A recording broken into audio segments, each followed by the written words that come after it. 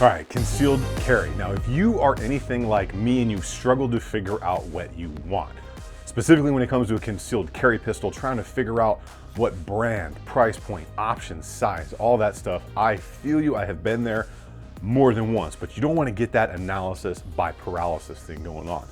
So today we're going to talk about several pistols in the lineup of really easy to carry setups that are pretty widely carried, very well proven. Most of these I have a really good amount of time and rounds on.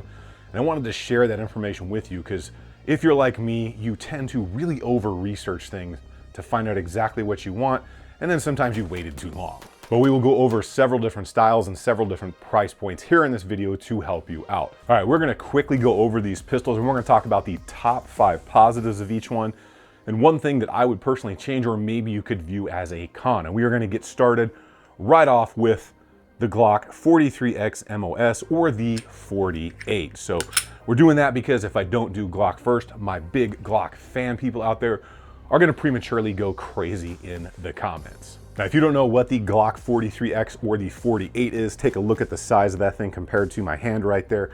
It is their slim line. It is super easy to carry, very easy to walk around with all day, almost like you don't notice it. So size on this one is gonna be a huge positive. And as most of you probably already know, and if you don't, now you will, Glock has probably the most proven reliability and durability out there in the market. So if you need something that's gonna work in pretty much any condition for what seems to be eternity, it's gonna last like a Honda Civic will. It's really gonna get the job done for a very long time. Now, even though it is small and easy to carry around all day, they seem to have hit that size point where it feels like it's bigger than it is. You get just a little bit less size than a Glock 19 all the way around, but you still get enough grip to hang on to so you don't feel like you've got something so small in your hand that you can't really run it and use it out on the range. So the size of this thing is pretty much spot on. And to go along with that size that kind of feels just right is the controllability of this thing. So even though it's a smaller pistol, you still have enough grip combined with that low bore access that you can really control this pistol much more than some other micros or super small compact pistols. Now that's a big positive because these are usually defensive style pistols. So it's easy to carry and it's still easy to control and run quickly and very accurately. And one of the biggest things is there is a ton of support for the Glocks out there, especially the 43 series. It almost seems like your grandma has some Glock parts up in her attic. So whether you're looking for factory or aftermarket, you're probably gonna be able to find it in just about any shop where other pistols are not quite the same. And part of the reason there is so much support for the Glock pistols just in general is because they're so easy to work on. And this is a massive positive. It's not a pistol that has like 157 parts, like HKs sometimes have a ton of parts. SIGs have a lot more parts going on them. Glock has minimized things so much that pretty much anybody with a simple pen or a punch can take this thing apart, change something in there, functions test it, and get right back to work out on the range within minutes. That being said, not everybody is a gunsmith, so don't bubba down by the river your Glock and then blame somebody else because you messed it up. Well, that's a lot of good stuff, right? So what is the one con to the Glock 43X 48 series? And that's gonna be capacity. So the factory magazine's based on the design being polymer with a stainless steel insert and then the slimline grip is gonna give you 10 round magazines. So that's not a little. Remember, 1911s are still a thing and a lot of them only carry 7 or 8 rounds, but it's not a lot compared to other compact, especially micro compact pistols that may give you 13, 15, or even 17 in a still really carryable size. Well, there is a fix for that capacity, and that is the Shield Arms S15 magazine. As you can see, it's got my self-defense rounds in it because I carry this thing a lot. So you do have to change your magazine release because the magazines are metal all the way around, but I really like them. I carry them with me all the time. They're my primary magazines. Some people have had problems with them. I've got a test group of about a dozen. All of my friends carry them, and we have yet to experience an issue with them. So it's aftermarket mag, so carry at your own risk. Always proof and test your stuff, but there is a fix to get literally Glock 19 capacity out of a smaller 43X. Well, now that that's over, my Glock fans, you cannot get angry at me, but next up is the Sig XMACRO. So my Sig fans are gonna be happy too because this is the second one I brought up, and this is in no specific order, but the Sig XMACRO. This seems to be just the perfect all-around carry size because it's much smaller than a full-size SIG, but you're getting full-size capacity out of a really controllable package. And that full-size capacity is, of course, 17 rounds, standard capacity as we like to call it here in the United States, especially in free states.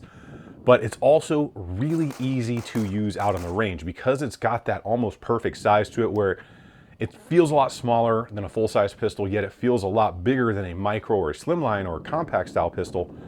It's just that sweet spot. So that translates to running this thing out on the range. It literally almost shoots like some full-size pistols. And a big positive for me and a lot of other people out there in the world is that SIG has a very neutral grip angle. So unlike Glock, which is very aggressive and you have to force your wrists down, SIG is much more natural. And I don't know about you, but I've had a lot of hand injuries, finger injuries, wrist injuries, just playing sports, living life, being in the military, all the stuff that happens. So when it comes to angles of a pistol, that makes a big difference to me because it's going to be more natural when you bring it up to aim it. And SIG just fits the bill with their less aggressive angles. Next up is going to be the sights. I am a huge fan of the SIG X-ray sights, whether it's on their full-size stuff or their micro style stuff. So it's got that bold green front, it's got that darked out rear, and it's going to be a night sight. So I find those very pleasing to the eye, very quick to pick up on target, and they're metal and they come on it from the factory. So you're not having to go out and spend anywhere from 50 to 120 bucks or whatever you're paying for sights these days, because there's all kinds of models. So not only are they good, but they come on it right out of the box. And a lot of times they will actually work with whichever optic you're going to bolt right to that slide because it is optics ready. And the next big positive for the SIG is the controls just seem to be the right size and in the right place. Now for smaller pistols, this is a big deal because sometimes the controls either get so small or so thin next to the slide for the slide stop slide release that it becomes difficult to manage them when you're running this thing on the range. Not only do they seem to be in the right place for larger hands like mine, but even people with smaller hands seem to think the controls on the SIG are just the right size and right where they need to be. That's a big plus because should you be using this, whether it's for fun, competition, or out there in the real world, that's going to make a big difference. Now I know somebody's already mentioned it in the comments, but what is the big con when it comes to the SIG? And I know mine's a little different. It's on the Icarus Precision grip here, which is amazing. It's an option, you don't need it. The factory grip is just fine, but SIG has taken some serious hits with their reputation lately. There has been some issues with their pistols allegedly going off uncommanded or without you actually pulling the trigger. I have not seen that. I've got a bunch of SIGs, I run them, but also there's a video out there that deals with the XMACRO specifically because the issues that are out there were on the larger SIGs. Tactical Advisor, who's an awesome guy, I've met him. I'll link his channel down below for you, check him out. His buddy's SIG got to the point where he would literally pull the trigger, but it wouldn't go off. And then when he would shake it, it would finally send the round down range. So there was something going on with the trigger mechanism when it got to a high round count.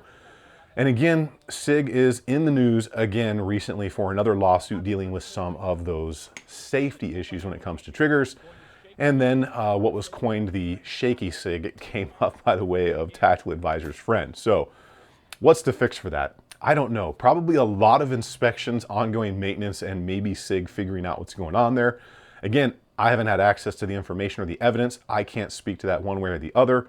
I have them, I've dropped them, I've seen them dropped off buildings before at Apex Tactical, and they didn't go off. So that is out there. Be cognizant of it, be aware of it, and let that play into your decision because that thing is also like 800 bucks. Which leads me to the comment I always say about SIG, they make a great $500 pistol for 800 bucks.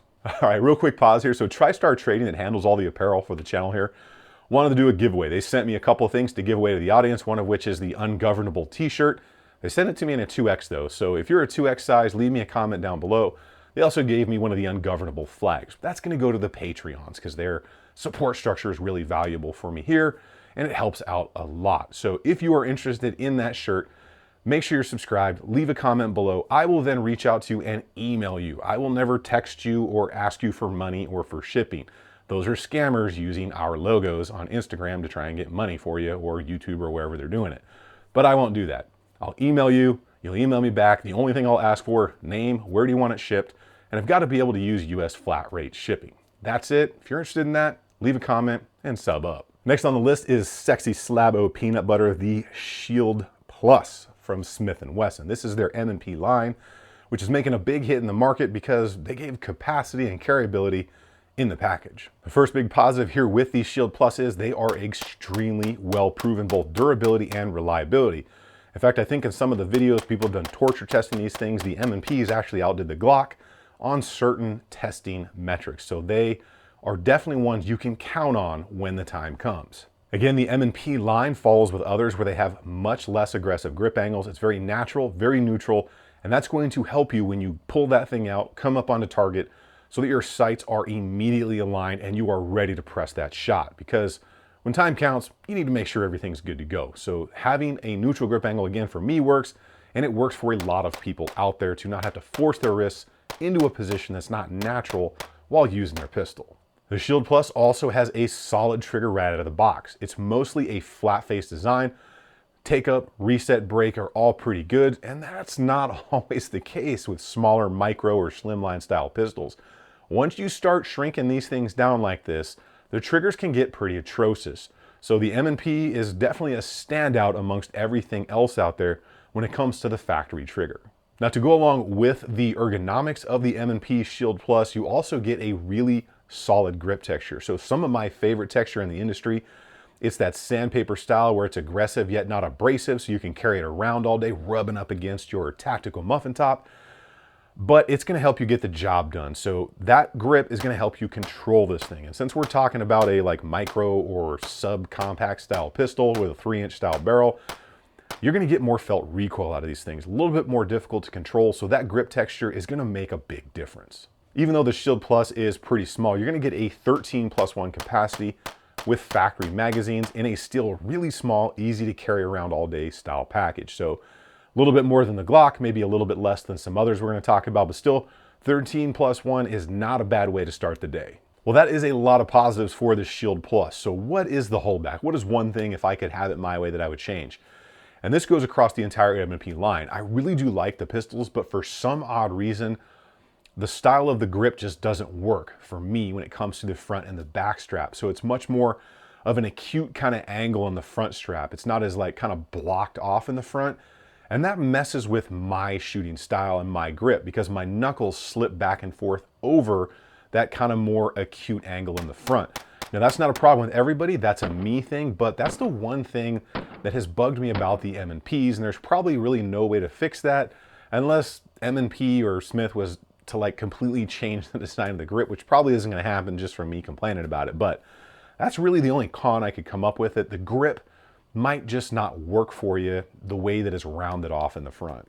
If you appreciate videos like this and you want to see more of them or help other people see them, consider subscribing, because not only does that help me out, helps the channel out, but it also kind of triggers YouTube to push this video to other people, some of which may need help as well, or maybe they just never been exposed to 2A or gun content before, and that can help normalize them to the Second Amendment or handguns or pistols or anything else, which kind of only helps us all in the end. So if you're into that, go ahead and subscribe to the channel. The next one here on the list may be a little bit of a surprise because you might not even know it exists, and that is going to be the Mossberg MC2sc. It seems to be, the more I talk about that, the more people say, I didn't know Mossberg was making pistols, which kind of sucks because it's actually really good. So to start off here, this thing is super thin and really easy to carry while still remaining a very carryable size pistol. The MC2 series also has a very nice grip texture to it on the pistol grip. Again, it's going to be aggressive without being abrasive, so you can still carry it in comfort, but you have that grip when you need it. A big difference between the Mossberg MC2 series and a huge positive is the breakdown. So they've changed it so you don't have to pull the trigger. You lock the slide back, you take the back plate off, and completely remove the striker system. I know that doesn't mean a lot to all of you, but that's where a lot of accidents and negligent discharges occur. So it's a safety thing. You're gonna lock the slide to the rear, remove that back plate, completely remove the striker, so it literally cannot go off once you've completed that operation. So that is a positive, especially for those who are apprehensive about pistols where you need to pull the trigger to break it down. And to talk about that trigger a little bit more, it's actually really solid out of the box. It's a flat face design. It is based on a Glock style trigger bar, but they've cleaned it up a little bit. So it's marginally better than a factory Glock trigger. and a lot better than some other things in that micro or subcompact category. And last up, before we talk about that one thing I would change, and that's gonna be the optics cut. So it is really deep into that slide, and you get the ability to use the factory iron sights with an optic of your choice, whether you get the night sights or the standard 3-dot. Either way, those sights are gonna do their job. They're really good out of the factory. They're metal, so you're not gonna need to change them. So well done on the optics cut, because that's not the case with every pistol out there. So what is that one thing I would change when it comes to the MC2 series? And that's gonna be, even though that grip texture is a big positive, there's a lot of open space that could have been taken up by more grip texture, which is gonna help you control recoil. Now, I don't know why they did that. Maybe that's a design thing. There is possibly a fix for that. You could do some stipple work, or maybe Mossberg would change that in the future. I don't know, but either way, there's enough to get the job done, but I think a little bit more grip texture would help you lock it in just a little bit more. Next on the list is gonna be the Hellcat Pro. Again, this is one that's gonna be smaller than a lot of things out there, but still give you the feeling that you've got a larger pistol in your hand. This is gonna give you 15 round capacity in a very small package right out of the box, making it super easy to carry.